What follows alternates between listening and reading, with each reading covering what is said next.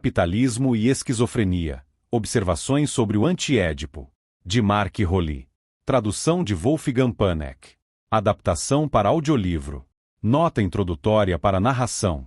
Este texto foi originalmente preparado para apresentação oral e posteriormente adaptado para publicação escrita. Em algumas passagens, o autor Mark Rowley incluiu explicações ou relações entre ideias, identificadas com suas iniciais MR. O tradutor Wolfgang Panek também acrescentou notas explicativas, identificadas como WP. Apenas em 2 ocasiões foram incluídas notas do editor, identificadas como NE, para esclarecer termos em latim relacionados à filosofia de Spinoza. Quanto às referências bibliográficas, foi possível estabelecer equivalência com a edição brasileira de O Anti-Édipo e com os manuscritos econômicos de Karl Marx. Para os demais livros citados, isso não foi viável. Por fim, sugerimos a leitura deste artigo em conjunto com o texto da palestra de Wolfgang Panek, Do Desejo à Esquizopresença, para vislumbrar a conexão entre esta síntese do pensamento de Deleuze, Guattari e Rowley e as artes da cena, conforme a abordagem da Tanteatro Companhia. Início da narração. Introdução. As máquinas desejantes não estão na nossa cabeça, nem na nossa imaginação. Elas estão nas próprias máquinas técnicas e sociais. Nossa relação com as máquinas não é uma relação de invenção nem de imaginação. Não somos pais cerebrais nem filhos disciplinados da máquina. É uma relação de povoamento. Nós povoamos as máquinas sociais técnicas com máquinas sociais desejantes, e não podemos fazer de outra maneira. É ao mesmo tempo que devemos dizer, as máquinas sociais técnicas são conglomerados de máquinas desejantes em condições molares historicamente determinadas. As máquinas desejantes são máquinas sociais e técnicas restituídas às suas condições moleculares determinantes. Esta passagem de Deleuze e Guattari introduz o cerne de O Anti-Édipo, publicado em 1972 com o subtítulo Capitalismo e Esquizofrenia 1. O foco da obra está justamente na relação entre esses dois termos, situando-se no centro dos debates europeus sobre o chamado Movimento de 68 e a revolta estudantil da época. Nesse contexto, o Maio de Paris não foi um fenômeno isolado, mas ressoou com movimentos de protesto civil contra a Guerra do Vietnã e com anseios de democratização política, como na Primavera de Praga. Nas abordagens teóricas dos anos 1960, a influência da psicanálise sobre a filosofia e as ciências críticas tornou-se cada vez mais evidente. Freud passou a dialogar com Marx, e o inconsciente foi identificado como sede de mecanismos sutis de repressão e recalque, que desempenhavam uma função ambígua, ao mesmo tempo problemática e estabilizadora para o capitalismo do pós-guerra no mundo ocidental.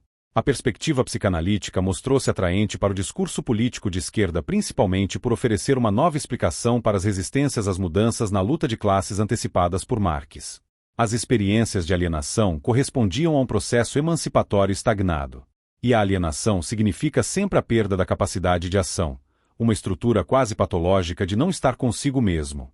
A indústria cultural e a estética do consumo exerciam um poder sedutor que só se tornava compreensível a partir da natureza psicológica humana. Elas possuíam qualidades hipnotizantes, na medida em que pressupunham operações de recalque associadas à aceitação de necessidades artificialmente despertadas. Não surpreende, portanto, a trajetória do conceito de fetichismo, emprestado da etnologia antiga e aplicado por Marx e Freud às condições econômicas e psicológicas modernas. Tampouco surpreende que, mais recentemente, a ênfase tenha se deslocado para uma atitude negativa em relação ao fetichismo como conceito cultural.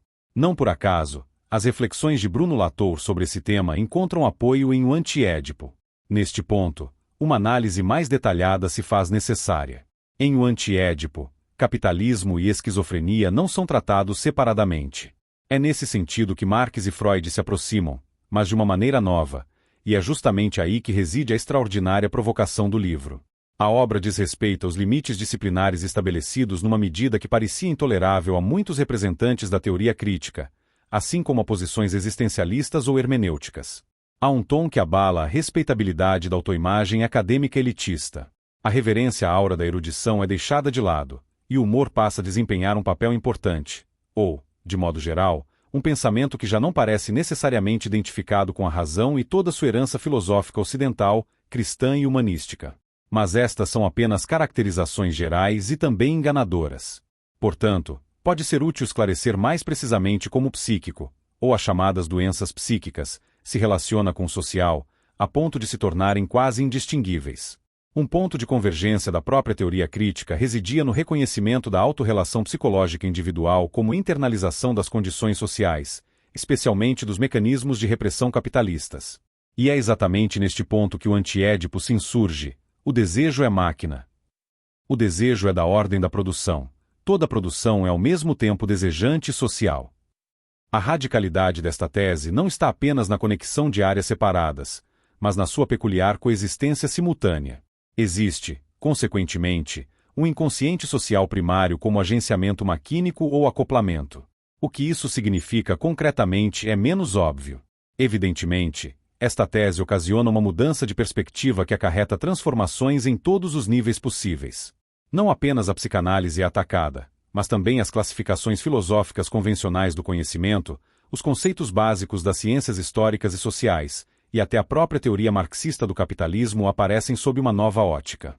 Inicialmente, poder-se-ia dizer que no psíquico não se articulam simplesmente experiências de repressão social e resistências a ela, mas que processos maquínicos já enredados no campo social tomam forma nesse espaço. Muito já foi escrito sobre todos esses pontos nos últimos 50 anos. A seguir, limitar-me-ei a um aspecto das máquinas do desejo. Guattari e Deleuze o abordam no contexto das tarefas positivas da esquizoanálise. O que são as suas máquinas desejantes? O que faz você entrar nelas? O que faz você sair delas? Como isso funciona? Quais são os seus sexos não humanos? Estas perguntas apontam para processos de subjetivação e, portanto, para a figura ambivalente do esquizo, para sua posição como personagem conceitual ou para o programa a ele associado de uma politização da psiquiatria. Do meu ponto de vista, no esquizo pode-se articular um devir minoritário que ecoa nas controvérsias contemporâneas queer-feministas e decolonizantes. É possível que se descubra neste ponto uma atualidade anti-edipiana que resulta da crítica deleuzo-guattariana do capitalismo e de suas descrições das máquinas. O que se segue está dividido em 3 partes. Primeiramente, explicarei alguns pré-requisitos conceituais da máquina do desejo, indispensáveis à compreensão de seus processos de subjetivação. O que me interessa aqui é, digamos, o seu lado materialista. Em segundo lugar, investigarei as relações que ligam a história da loucura ou da psiquiatria à história do capitalismo. E na terceira e última parte, tentarei capturar algo das artes descritivas da subjetivação esquizofrênica, algo que não pode ser localizado simplesmente nas zonas críticas de identidade das desigualdades estabelecidas, como relações de classe, gênero ou estruturas coloniais transmitidas. E acabamos de ouvir, as máquinas do desejo pertencem à ordem da produção. Mas o que isso significa? Que distinção o conceito de produção ainda pode ter se deve ser entendido ao mesmo tempo como produção desejante, ou seja, como produção tanto do desejo quanto do desejado? Desejo que produz a si mesmo? Ou afinal apenas um desejo de ser desejado, como propôs Alexandre Kojève? De antemão, só podemos dizer que as máquinas de desejo são chamadas assim porque essa denominação explica o processamento ou funcionamento do desejo, ou seja, através da maneira como são produtivas. No que diz respeito ao desejo, destacam-se talvez 3 referências positivas em O Antiédipo. Em primeiro lugar, a Cupiditas de Spinoza, entendida como afeto primário diretamente relacionado ao conatus. Em segundo lugar, os processos de vontade e de poder de Nietzsche, que descrevem um problema complexo dificilmente considerado resolvido. E em terceiro lugar, a libido de Freud, a qual voltarei brevemente mais tarde. Nos 3 casos, uma referência maquínica não é facilmente identificável. Para avançar mais rapidamente, sugiro consultar as reflexões de Marx sobre a produção. De fato, Guattari e Deleuze explicam as máquinas do desejo no primeiro capítulo de O Antiédipo com a ajuda de 3 sínteses baseadas nas considerações de Marx sobre o conceito de produção, na introdução aos esboços da crítica da economia política, texto redescoberto póstumamente e publicado apenas em 1903. Não tenho certeza sobre o estado da pesquisa nesse quesito, mas certamente não sou a primeira pessoa a reconhecer essa relação. Nas máquinas do desejo, o elemento produtivo desloca-se na forma como seus mecanismos ou processos são descritos por meio de 3 sínteses. Marx começa a entender a produção a partir de relações sociais diferenciadas. Com isso, ele se volta contra o que chama de economia burguesa, representada por Adam Smith e John Stuart Mill, que acreditam poder abstrair certas características da produção em geral. De seu ponto de vista, essa abordagem é problemática por generalizar as relações burguesas de forma não histórica e por concentrar-se apenas em aspectos individuais das condições de produção, negligenciando fatores essenciais. Com seu foco na propriedade privada, por exemplo, torna-se invisível como as relações políticas e jurídicas podem ser deduzidas das relações de produção. Marx resume essas considerações revisando a separação abstrata entre produção e distribuição. Para ele, essa separação é responsável por marginalizar a dimensão histórica da economia. Se a distribuição for entendida como o momento da produção, torna-se possível um olhar mais concreto sobre a produção socialmente determinada, e não individualmente. Isso vale igualmente para o consumo, bem como para a troca e a circulação. O consumo não deve ser fixado separadamente da produção. De fato, o consumo produz a produção de duas formas. Primeiro, através da atualização do produto. Uma peça de roupa nada é se não for usada, ou seja, consumida. Segundo, por ser a força motriz interna da produção, sua premissa. Da mesma forma, a produção produz, por sua vez, o consumo. Ela lhe fornece o material, sua pulsão e concreção social. A produção cria então o consumidor. A ordem da produção, no sentido mais amplo, contém então três elementos quase dialeticamente intermediados: produção, distribuição e consumo. Mas de que serve esta pequena digressão quando se trata de máquinas desejantes? A resposta é rápida. Segundo Guattari e Deleuze, as máquinas desejantes são conjuntos de três sínteses mutuamente enredadas: as sínteses conectivas, desjuntivas e conjuntivas, ou também de produção, distribuição, ou registro, e consumo. E, como dito, todas as três pertencem à ordem da produção. Em comparação com Marx, entretanto, as condições mudaram. Não se trata apenas de uma economia diferente. Com as máquinas desejantes, as forças produtivas são reconceitualizadas, e elas se encontram em relações modificadas com as condições de produção que possivelmente as mantêm em xeque.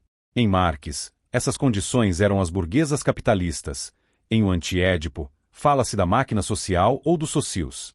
Determinar essas relações com mais precisão é a tarefa declarada da esquizoanálise. Antecipando, eu poderia dizer que fluxos e cortes maquínicos são ligados conectivamente, separados desjuntivamente e consumidos conjuntamente, com efeitos de subjetivação. Não se impressionem com a terminologia técnica. O deslocamento das sínteses baseadas em Marx para o campo da produção também é significativo. Lembrando, em Diferença e Repetição, de 1968, Deleuze também desenvolveu uma concepção de três sínteses que, a partir de Kant e Heidegger, funcionavam como sínteses do tempo em processos de repetição e, portanto, ao mesmo tempo, em subjetivações que atualizam relações virtuais. Aparentemente, as máquinas do desejo também se processam em repetições, mas estas não são mais localizadas no contexto da experiência, seguindo Kant, e sim no da produção, seguindo Marx. Trata-se, porém, de sínteses, ou mais precisamente, de sínteses passivas. Mas agora elas fazem parte de uma lógica maquínica. E isso sugere que seu modo de funcionamento não é controlado por uma mente ou qualquer outra instância que reivindique uma atividade superior. Em O Anti-Édipo, aparece aqui o discurso conhecido de Kant sobre um uso legítimo ou imanente, e ilegítimo ou transcendente, não da razão, mas sim das sínteses. Essa distinção agora é usada para diferenciar, por um lado, a produção maquínica primária, e por outro, a sua operação regulada. Guattari e Deleuze descrevem os dois lados também como molecular e molar, ou como micro e macrológicos. Aqui está em ação uma operação filosófica que experimenta uma nova imagem do pensamento, ou, como disse Deleuze ainda na década de 1960, um pensamento sem imagem, as máquinas do desejo. Elas são por direito diferentes de uma produção que pode ser entendida como um processo de apropriação por parte de um agente autorizado. As máquinas não são pessoas. Nesse sentido, Guattari e Deleuze falam de um limite absoluto que não pode ser localizado nos ambientes relativos de socialidades historicamente variáveis, embora não marque nenhuma diferença ontológica. Isso remete à História da Loucura, de Foucault, obra de 1961 em que a fronteira tematiza a clássica distinção cartesiana entre razão e irracionalidade. No entanto, agora essa fronteira vem sendo reinterpretada na medida em que limita, sobretudo, o regime capitalista, por assim dizer, a partir de seu interior.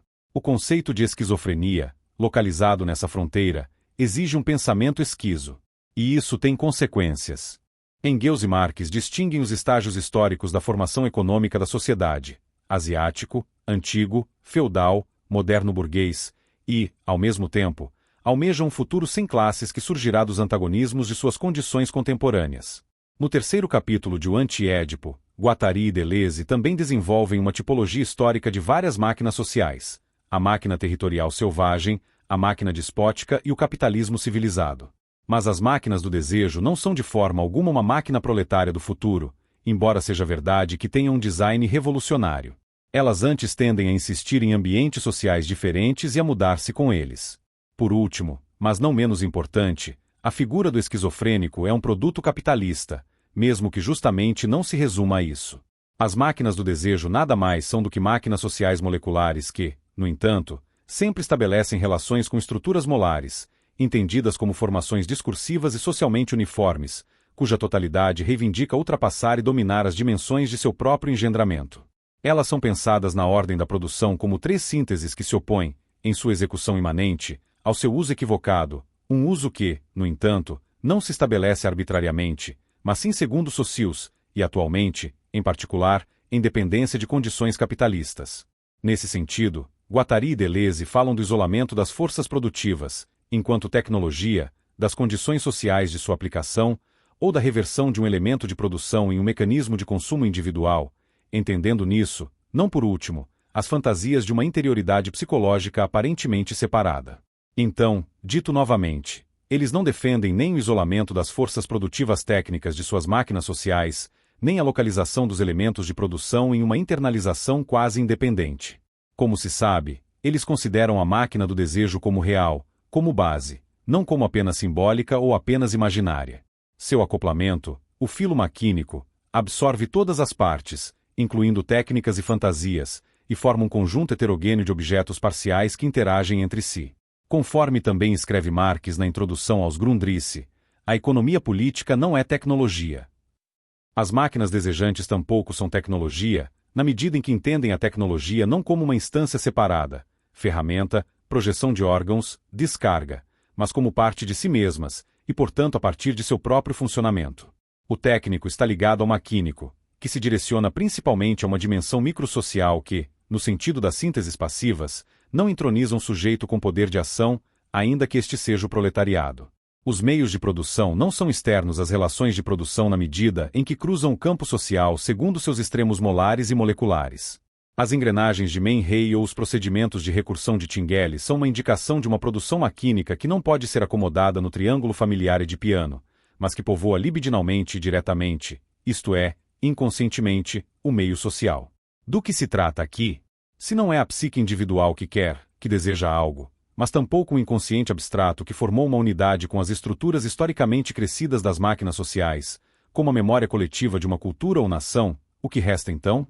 Guattari e Deleuze falam de multiplicidades heterogêneas que operam de forma conectiva e desjuntiva dentro das infraestruturas, seus fluxos e cortes, ou seja, que se dissolvem e se unem no meio de um mundo complexo de acoplamentos coletivos móveis.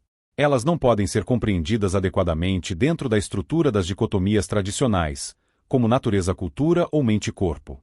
Talvez sejam corpos, mas corpos que pensam, sentem e fazem, e que não existem separadamente para si, mas sempre com ou contra outros corpos, associados às coisas mais diversas, e que se transformam nisso continuamente.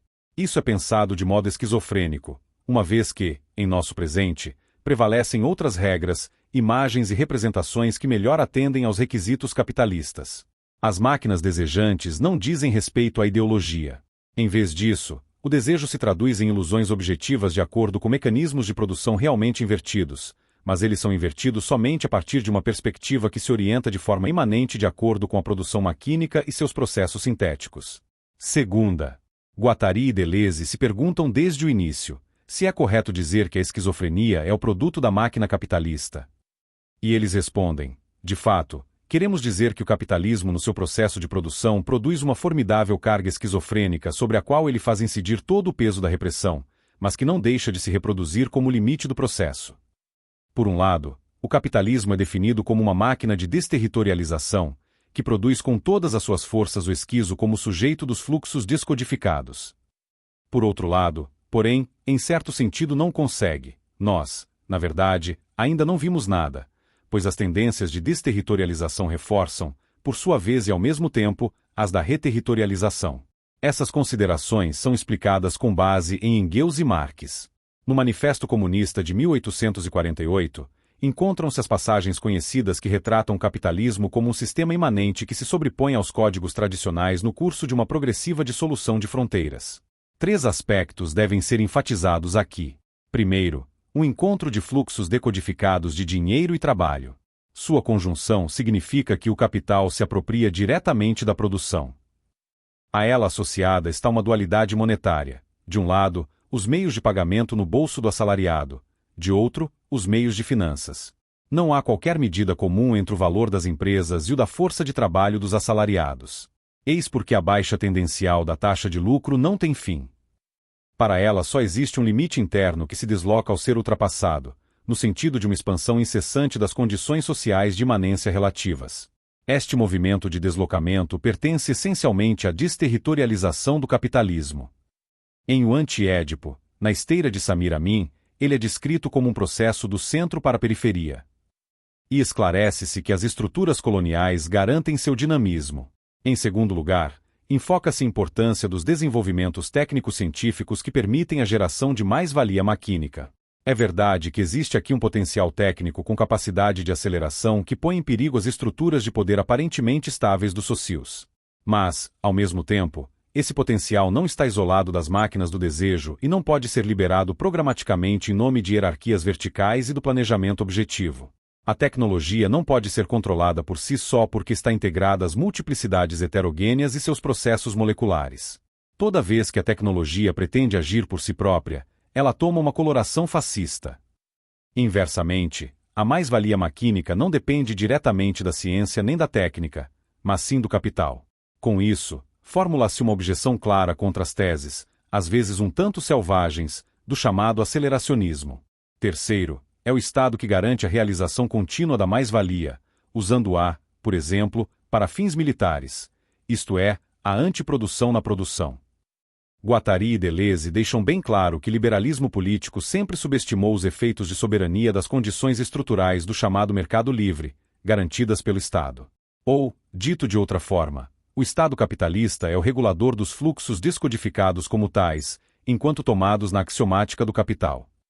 Todo esse esquema econômico é, aos seus olhos, profundamente esquizo. Isso se deve principalmente à mera quantidade de capital, que, como uma linha de lucro incessante, vem se desacoplando cada vez mais das condições de trabalho e de vida determinadas extra-economicamente. Aqui nasce, por assim dizer, a loucura da especulação financeira, juntamente com o poder econômico equipado com tecnologia da informação que faz uso de certas estratégias de individualização e perverte abstratamente o desejo, a pessoa de veio realmente privada, na medida em que deriva das quantidades abstratas. Estas é que são marcadas, não mais as próprias pessoas, seu capital ou sua força de trabalho, o resto não tem importância. Neste ponto, já podemos adivinhar as considerações posteriores sobre a sociedade de controle. São menos importantes as explicações de Marx sobre o trabalho abstrato do que a descrição de Foucault das técnicas neoliberais de individualização, que não alienam o indivíduo de si mesmo, mas o produzem de uma forma peculiarmente abstrata. No entanto, a distinção feita acima entre um limite relativo e um limite absoluto do capitalismo permanece intacta. Por um lado, a produção funciona como um fim em si mesma. Por outro, ela serve ao capitalismo, oscilando entre o significante despótico que ela adora e a figura esquizofrênica que a arrasta. Consequentemente, a esquizofrenia não constitui a identidade do capitalismo, mas sim a sua diferença, e nisso reside o seu significado especial. Repetidas vezes, Guattari e Deleuze falam em querer desenvolver uma psiquiatria materialista. Ele se opõe à fórmula trinitária que visa reduzir a esquizofrenia à dissociação, com Emil Kraepelin, ao autismo, com Eugen Bleuler, ou a uma descrição fenomenológica de mundos de vida singulares, com Ludwig Binswanger. Da mesma forma, deixam claro que a psicanálise, com sua edipalização do inconsciente, só dá continuidade aos desenvolvimentos da psiquiatria mais antiga, considerados problemáticos por Foucault. Eles se perguntam por que a produção capitalista não cessa de interromper o processo esquizofrênico e de transformar o sujeito em uma entidade clínica, ou por que faz do esquizofrênico um doente. Aparentemente, a história da psiquiatria, e em particular a história da patologia da loucura, das doenças mentais, e mais recentemente, da esquizofrenia, mantém relações estreitas com as técnicas disciplinadoras que se tornaram tão poderosas no século XIX, por um lado, e, por outro, com a medicina social emergente e sua responsabilidade pela chamada saúde pública.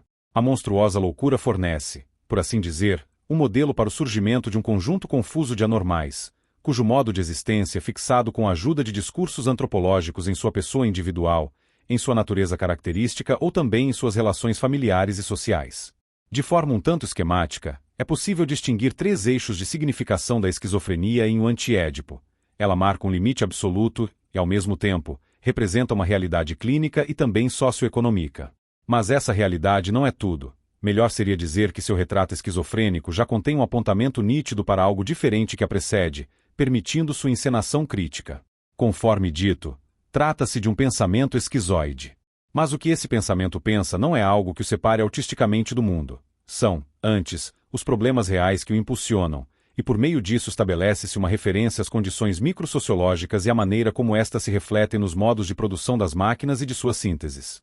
Em última análise, as sínteses, em seu uso imanente, são pensadas de modo esquizoide. Elas preparam um processo maquínico de multiplicidades heterogêneas e de conexões diferenciais, que por sua vez possui uma realidade que não é molar ou extensa, mas molecular ou intensa. A esquizofrenia como processo é a produção desejante, mas tal como ela é no fim, como limite da produção social determinado nas condições do capitalismo.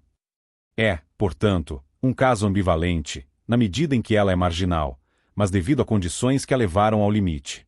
Em vez de limite, eu também poderia dizer puro limite, que já não marca uma fronteira geográfica, mas uma lógica diferente, a das intensidades e não das extensões. E, de novo, são os viajantes esquizofrênicos de contextos literários ou artísticos aos quais é atestado que cruzam a fronteira, respectivamente, que rompem a barreira capitalista. De fato, a esquizofrenia é, ao mesmo tempo, o muro, a irrupção do muro e o fracasso desta irrupção. Não é a arte, ao contrário da clínica, que é a saída.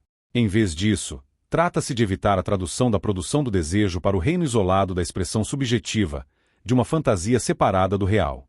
Ou, em outras palavras, evitar sua transformação em uma entidade cultural e, em vez disso, esbarrar na disfunção primária da produção de um inconsciente inteiramente social.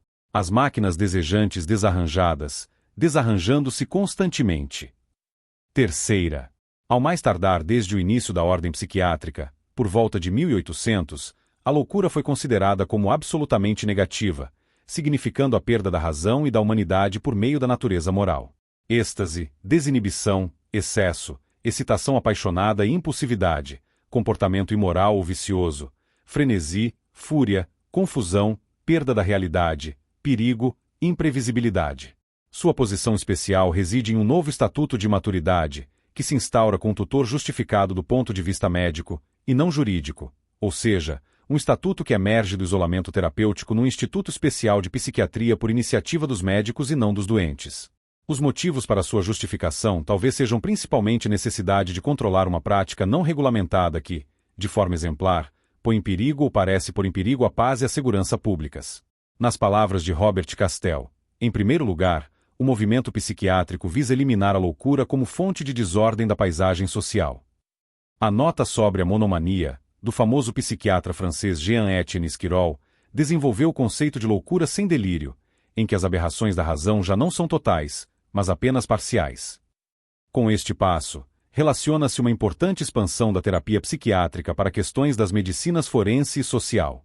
Essa expansão tende a colocar a normalidade sob uma suspeita patologicamente informada, de ser apenas aparentemente normal, ou permanentemente ameaçada por desenvolvimentos patogênicos. Com o desenvolvimento de abordagens da fisiologia cerebral voltadas para uma deficiência orgânica. Terceiro, é o estado que garante a realização contínua da mais-valia, usando-a, por exemplo, para fins militares, isto é, a antiprodução na produção. Guattari e Deleuze deixam bem claro que o liberalismo político sempre subestimou os efeitos de soberania das condições estruturais do chamado mercado livre, garantidas pelo Estado.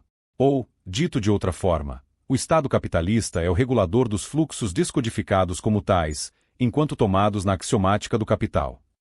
Todo esse esquema econômico é, aos seus olhos, profundamente esquizo. Isso se deve principalmente à mera quantidade de capital, que, como uma linha de lucro incessante, vem se desacoplando cada vez mais das condições de trabalho e de vida determinadas extra-economicamente. Aqui nasce, por assim dizer, a loucura da especulação financeira, juntamente com o poder econômico equipado com tecnologia da informação que faz uso de certas estratégias de individualização e perverte abstratamente o desejo, a pessoa deveio realmente privada, na medida em que deriva das quantidades abstratas. Estas é que são marcadas, Não mais as próprias pessoas, seu capital ou sua força de trabalho, o resto não tem importância. Neste ponto, já podemos adivinhar as considerações posteriores sobre a sociedade de controle. São menos importantes as explicações de Marx sobre o trabalho abstrato do que a descrição de Foucault das técnicas neoliberais de individualização, que não alienam o indivíduo de si mesmo, mas o produzem de uma forma peculiarmente abstrata. No entanto, a distinção feita acima entre um limite relativo e um limite absoluto do capitalismo permanece intacta. Por um lado, a produção funciona como um fim em si mesma. Por outro, ela serve ao capitalismo, oscilando entre o significante despótico que ela adora e a figura esquizofrênica que a arrasta. Consequentemente, a esquizofrenia não constitui a identidade do capitalismo, mas sim a sua diferença, e nisso reside o seu significado especial. Repetidas vezes, Guattari e Deleuze falam em querer desenvolver uma psiquiatria materialista. Ele se opõe à fórmula trinitária que visa reduzir a esquizofrenia à dissociação, com Emil Kraepelin, ao autismo, com Eugen Bleuler, ou a uma descrição fenomenológica de mundos de vida singulares, com Ludwig Binswanger. Da mesma forma, deixam claro que a psicanálise, com sua edipalização do inconsciente, só dá continuidade aos desenvolvimentos da psiquiatria mais antiga, considerados problemáticos por Foucault. Eles se perguntam por que a produção capitalista não cessa de interromper o processo esquizofrênico e de transformar o sujeito em uma entidade clínica, ou por que faz do esquizofrênico um doente. Aparentemente, a história da psiquiatria, e em particular a história da patologia da loucura, das doenças mentais, e mais recentemente, da esquizofrenia, mantém relações estreitas com as técnicas disciplinadoras que se tornaram tão poderosas no século XIX, por um lado, e, por outro, com a medicina social emergente e sua responsabilidade pela chamada saúde pública.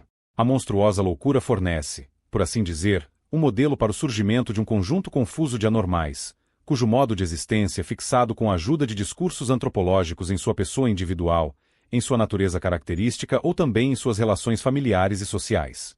De forma um tanto esquemática, é possível distinguir 3 eixos de significação da esquizofrenia em um antiédipo. Ela marca um limite absoluto e, ao mesmo tempo, representa uma realidade clínica e também socioeconômica.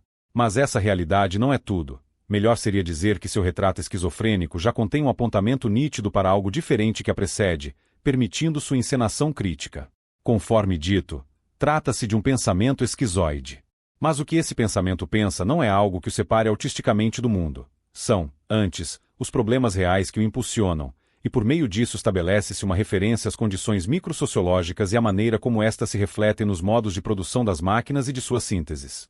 Em última análise, as sínteses, em seu uso imanente, são pensadas de modo esquizoide. Elas preparam um processo maquínico de multiplicidades heterogêneas e de conexões diferenciais, que por sua vez possui uma realidade que não é molar ou extensa, mas molecular ou intensa. A esquizofrenia como processo é a produção desejante, mas tal como ela é no fim, como limite da produção social determinado nas condições do capitalismo. É, portanto, um caso ambivalente, na medida em que ela é marginal, mas devido a condições que a levaram ao limite. Em vez de limite, eu também poderia dizer puro limite, que já não marca uma fronteira geográfica, mas uma lógica diferente, a das intensidades e não das extensões. E, de novo, são os viajantes esquizofrênicos de contextos literários ou artísticos aos quais é atestado que cruzam a fronteira, respectivamente, que rompem a barreira capitalista. De fato, a esquizofrenia é, ao mesmo tempo, o muro, a irrupção do muro e o fracasso desta irrupção. Não é a arte, ao contrário da clínica, que é a saída. Em vez disso, trata-se de evitar a tradução da produção do desejo para o reino isolado da expressão subjetiva, de uma fantasia separada do real.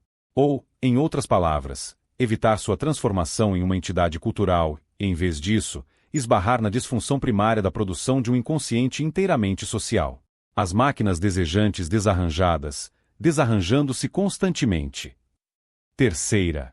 Ao mais tardar desde o início da ordem psiquiátrica, por volta de 1800, a loucura foi considerada como absolutamente negativa, significando a perda da razão e da humanidade por meio da natureza moral. Êxtase, desinibição, excesso, excitação apaixonada e impulsividade, comportamento imoral ou vicioso, frenesi, fúria, confusão, perda da realidade, perigo, imprevisibilidade. Sua posição especial reside em um novo estatuto de maturidade, que se instaura com um tutor justificado do ponto de vista médico, e não jurídico, ou seja, Um estatuto que emerge do isolamento terapêutico num instituto especial de psiquiatria por iniciativa dos médicos e não dos doentes. Os motivos para sua justificação talvez sejam principalmente necessidade de controlar uma prática não regulamentada que, de forma exemplar, põe em perigo ou parece pôr em perigo a paz e a segurança públicas. Nas palavras de Robert Castell, em primeiro lugar, o movimento psiquiátrico visa eliminar a loucura como fonte de desordem da paisagem social. A nota sobre a monomania, do famoso psiquiatra francês Jean-Etienne Esquirol, desenvolveu o conceito de loucura sem delírio, em que as aberrações da razão já não são totais, mas apenas parciais.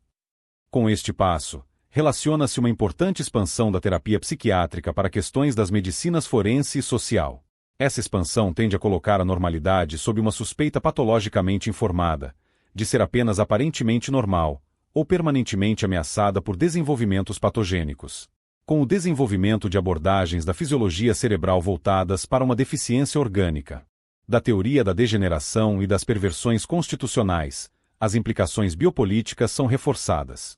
Segundo Morel, a tarefa da psiquiatria é moralizar as massas. Isso implica exercer um efeito positivo sobre vários fatores de degeneração, como dieta e higiene, prostituição e taxa de suicídio, comportamento criminoso, consumo de álcool e doenças hereditárias, com base no entendimento médico das causalidades. O antigo tratamento moral da insanidade já não basta mais. A razão só não dá conta da insanidade. A normalidade encontra uma confirmação somente perante um tribunal de especialistas encarregados de certificar o que ela já não pode garantir: ser uma normalidade não apenas boa, mas também flexível. A prática de normalização precede assim a mera aplicação normativa de uma norma. Ela não deve ser confundida com a razão nem com a irrazão expressas na classificação das doenças mentais. As definições patológicas se desenvolvem a partir de um discurso psiquiátrico racional sobre fenômenos de perda de racionalidade. Portanto, elas diferem daquilo a que se referem. Guattari e Deleuze tiram proveito dessa diferença vendo as existências clínicas emergirem de processos descritos em estreita dependência das condições capitalistas, que, por sua vez, não são vistas dentro de seu próprio esquema epistêmico representativo, mas obliquamente desde baixo, a partir de uma perspectiva esquizoide.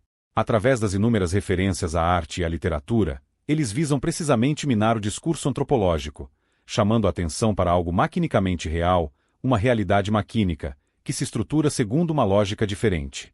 Sua coerência se mede, entre outras coisas, pela capacidade de contar a história do capitalismo de uma forma que descasque sua forma específica de poder, ao mesmo tempo de captura e de exclusão, ou ainda de acoplar campos heterogêneos, como administração, justiça, medicina e bem-estar público, no contexto da história da psiquiatria.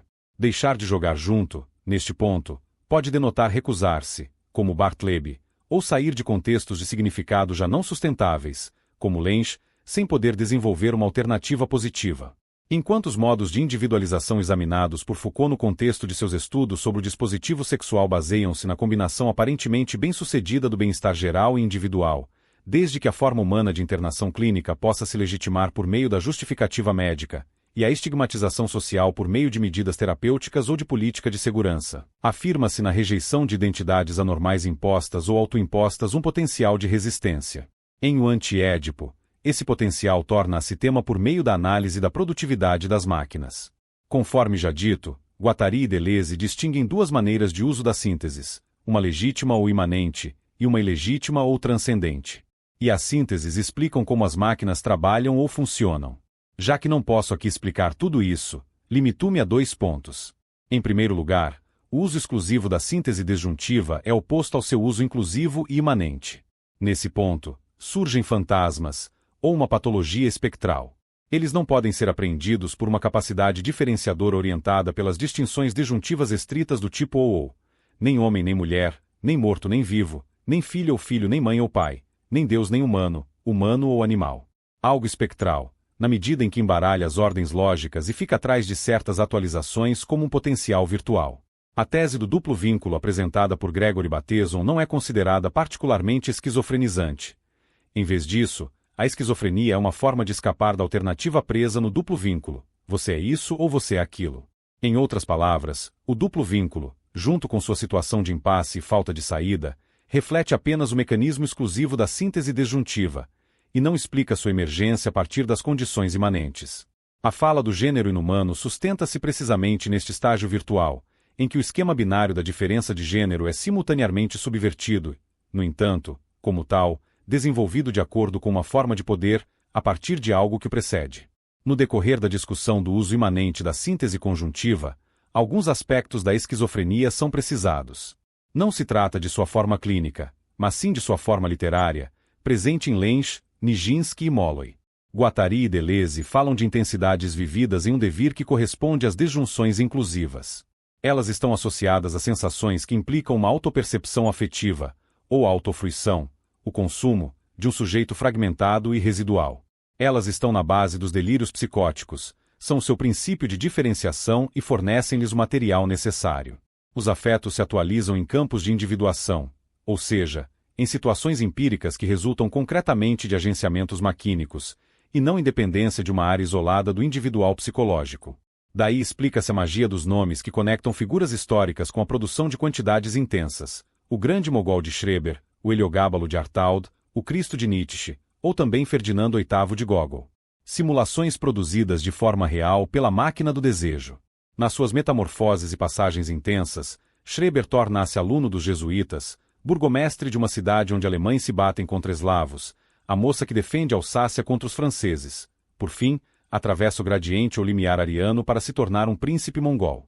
E da mesma maneira, explica-se o papel da falta ou indiferença romântica, o sentimento oceânico, da castração ou da fixação falocêntrica, que correspondem sempre a um uso transcendente e portanto ilegítimo das sínteses, fazendo com que uma rejeição no plano simbólico precise reaparecer no real sob forma alucinatória. De fato, uma estratégia perseguida em O Anti-Édipo consiste em abandonar o familialismo na psiquiatria e na psicanálise através da parcialização das pessoas localizadas no triângulo edipiano, colocando seus fragmentos em contato direto com os mais diversos agentes histórica e socialmente relevantes. A tarefa da esquizoanálise é mostrar a existência de um investimento libidinal inconsciente da produção histórico-social. E somente neste plano é possível descobrir como a produção do desejo se relaciona com a produção social, e quais estruturas repressivas ela reproduz e, respectivamente, destrói. Em contraste com Freud, não é preciso falar de uma sublimação dissexualizante da libido. As aplicações edipianas dependem, por exemplo, das determinações do grupo sujeitado e do seu investimento libidinal ou do uso segregativo da síntese conjuntiva de sentimento nacionalista, religioso, racista e não inverso. Mas como é possível que realmente desejemos passar uma vida em escravidão e ignorância? Por que algumas pessoas querem um líder político forte ou cada vez mais riquezas? Guattari e Deleuze respondem: há complexos econômicos sociais que também são verdadeiros complexos do inconsciente e que comunicam uma volúpia de alto a baixo em toda sua hierarquia. Trata-se, em seu caso, de movimentos aparentes objetivos que são tão reais quanto aparentes. Eles emergem do uso legítimo da síntese desjuntiva e de seu registro. E como as três sínteses não podem realmente ser separadas, a aparência objetiva não pode ser facilmente afastada e se encontra em meio ao real. Por um lado, são elaborados vários paralogismos que explicam o uso ilegítimo ou transcendente das sínteses. Resumindo, os três erros sobre o desejo denominam-se a falta, a lei e o significante. Por outro lado, a partir de Wilhelm Reich, faz-se referência à repressão social e à sua relação com o recalque. A lei sugere que na verdade queremos o que ela proíbe, e é por isso que nos sentimos culpados. De fato, reprimir significa, ao mesmo tempo, distorcer ou desfigurar o desejo. E ele é desfigurado porque na medida em que pode pôr em questão a ordem estabelecida de uma sociedade. Portanto, o recalque implica duas coisas. Em primeiro lugar, ele internaliza as demandas sociais, através do papel da família. E em segundo lugar, ele cria uma imagem distorcida da produção de desejo, os impulsos instintivos incestuosos. Desse modo, a produção social se inscreve através dos socios, ou da família, na superfície de registro do próprio desejo. O processo esquizofrênico, por outro lado, é descrito como pura desterritorialização, que não pode ser confinada nos territórios do mundo moderno nem no complexo manicomial das doenças clínicas. Ela está intrinsecamente ligada à produção em geral e sem distinção tal como aparece no capitalismo, para além dos sistemas determinados de representação. Porém, no capitalismo os fluxos decodificados são submetidos a uma regulação axiomática que opera com reterritorializações na nova forma de uma representação subjetiva infinita. Isso significa impor uma totalidade estrutural às máquinas do desejo, unificando-as molarmente. Resta então nada mais do que o resquício não integrável das linhas de fuga, um fluxo particular, fluxo da loucura, assim definido porque ele é encarregado de representar tudo que nos outros fluxos escapa à axiomática e às aplicações de reterritorialização. A psiquiatria materialista, por outro lado, visa deixar surgir uma nova terra do próprio movimento de desterritorialização, respectivamente, localizar ambientes terrestres nela. A loucura não representaria mais a exclusão isolada, mas se combinaria em todos os níveis com um desejo produtivo que não seria axiomaticamente regulado pelo capital. Guattari e Deleuze denominam esse movimento esquizoide da desterritorialização como uma verdadeira política da psiquiatria ou da antipsiquiatria.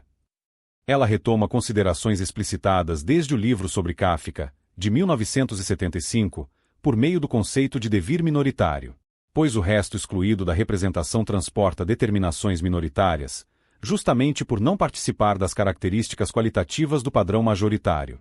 Como resto, ele indica apenas a exclusão, mas sua posição minoritária encontra no pensamento esquizoide o limite absoluto, um novo plano de imanência. Como vimos, as máquinas já estão funcionando antes de serem capturadas pelos ambientes sociais permeados por relações de poder. E a possibilidade de pensar de tal maneira depende de encontrar processos correspondentes de devir. Porque, do contrário, o poder especulativo do pensamento estaria perdido. Em O Anti-Édipo, as posições artísticas e literárias ocupam primeiro plano em termos quantitativos, e vêm sendo relacionadas, junto com reflexões acerca das máquinas do desejo incompatíveis com a axiomática do capital, aos fenômenos minoritários da esquizofrenia. Na mesma linha e em muitos lugares, as condições coloniais e patriarcais são abordadas ao mesmo tempo. Por exemplo, na construção maquínica e revolucionária das mulheres não edipianas ou também no que diz respeito ao movimento dos panteras negras. Em paralelo, são consideradas as estratégias de degradação de crianças e animais, ambos distanciados do ser humano racional. Por fim, gostaria de abordar brevemente dois pontos. Primeiro, o conceito do sem classe, segundo, o do gênero desumano. Reler toda a história através da luta de classes é lê-la em função da burguesia como classe descodificante e descodificada. A burguesia é a única classe enquanto tal, na medida em que ela conduz a luta contra os códigos, casta, classes, e se confunde com a descodificação generalizada dos fluxos. A este título, ela basta para preencher o campo de imanência do capitalismo. Para Guattari e Deleuze, os antagonismos de classe marxistas não são primordialmente relevantes. Do ponto de vista deles, o fator decisivo é se as máquinas desejantes são reguladas axiomaticamente ou não. Se o forem, então trata-se de uma questão de classe, na medida em que a noção de classe resulta da descodificação de afiliações grupais tradicionais. A distinção relevante encontra-se, portanto, entre a classe e os fora de classe. Ou, em outras palavras, entre os capitalistas e os esquisos. Os lucros, portanto, não libertam mais do que as nuvens ilusórias de riqueza e os devaneios criados para os pobres podem alcançar. Há sempre apenas uma busca permanente por mais, sinalizando a submissão não às máquinas técnicas, mas, de forma mais geral, às máquinas sociais. A burguesia dá o exemplo disso. Os lumpen, que não pertencem a nenhuma classe, escapam a uma representação que lhes garanta os direitos de pessoas jurídicas e uma sã normalidade de pessoas sociais. Eles colocam em risco a paz social, na medida em que não estão dispostos à piedade e em que põem em questão o consenso social de trabalhar, casar, viver decentemente e fazer uso do bom senso. Desse ponto de vista, as minorias não têm classe por não atenderem aos padrões qualitativos da norma majoritária estabelecida. Mas Marx fala de uma coisa ainda mais misteriosa. Ele diz que a verdadeira diferença não está fundamentada entre os dois sexos dos seres humanos, mas entre o sexo humano e o sexo não desumano. Comparada à simples dualidade de homem e mulher, trata-se de uma multiplicação da diferença que está na base das divisões molares em forma das singularidades moleculares das máquinas do desejo. Como combinações não reguladas de multiplicidades afetivas, elas formam uma transexualidade microscópica em toda parte que subverte a ordem estatística dos sexos. Eis o que são as máquinas desejantes ou o sexo não humano, não um, nem mesmo dois, mas N sexos. Em O Anti-Édipo, ele é contraposto à chamada representação antropomórfica, que está de acordo com as identidades sociais que são atribuídas aos humanos ou que o sujeito atribui à sua própria sexualidade. Em ambos os casos, do sem classe e da polimorfologia sexual, o devir minoritário é desenvolvido a partir da esquizofrenia. A fórmula esquizoanalítica da revolução desejante será primeiramente esta: a cada um seus sexos. Através de seus potenciais controladores, prolongados no Édipo virtual, o regime capitalista está vinculado a uma normalização. Esta normalização pode ser formulada tanto em termos psiquiátricos quanto coloniais ou patriarcais. Em todo caso, ela pode ser decifrada no uso transcendente das sínteses. E ela se baseia em processos imanentes que manifestam no devir minoritário a sua virulência.